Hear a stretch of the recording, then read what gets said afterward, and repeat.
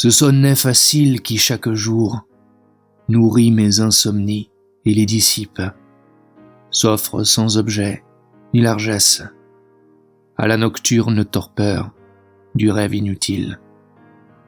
Crayon inanimé qui dans ma main grave mes haines ou berce mes songes. La vie, en tes lignes concises, semble facile et sans obstacle le chemin. Je vais éteindre la lumière et au matin, le diamant de la veille, à la lecture, ne sera plus que cendre d'un baiser.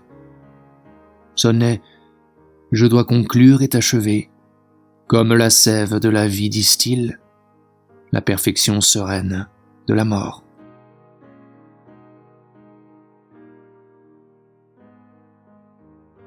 Attends, octobre, ne parle pas, bois. Avril dissout à peine, en écume, la peau des statues.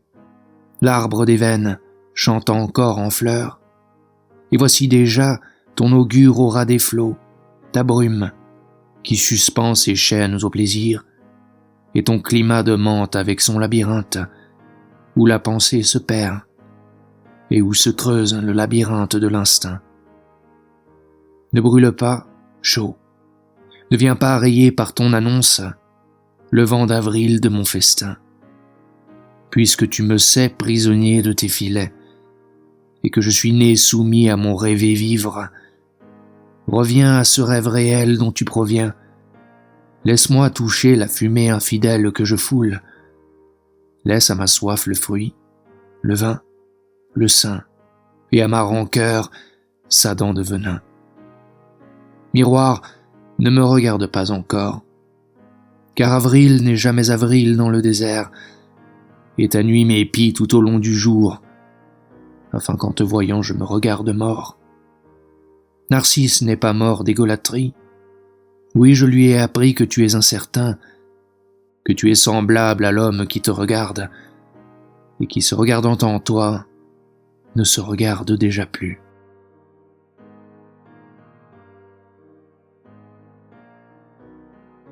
La solitude est monde germinant. L'eau est étoile solitaire, et une perle, intacte, dans son lit, exerce de doux et lointains empires.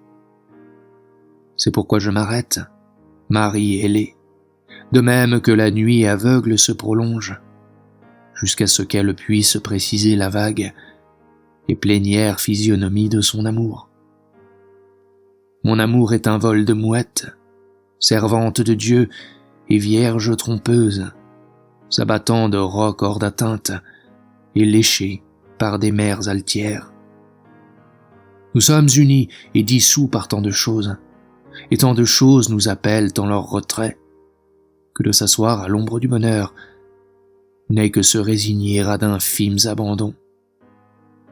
Il existe une plage aux lits tous semblables, une mer éloignée des musiques sereines, des pieds encore jamais vus, et un voilier qui laisse sourdre un sang de colombe blessée.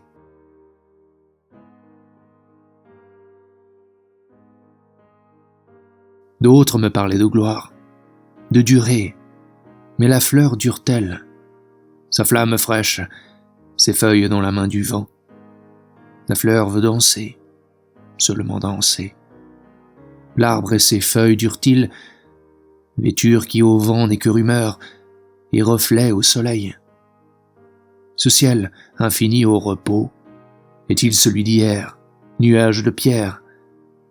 Ne pas durer, être éternel, lèvres sur des lèvres, lumière vivante à la crête de la vague, souffle qui pour finir s'incarne, et qui est plénitude qui s'épanche.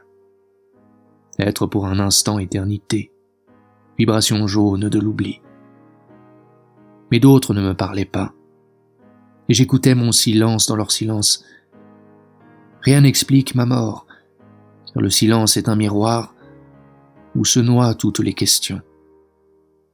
Il n'y avait dans leur silence qu'un bâillement sans fin, et puis plus rien.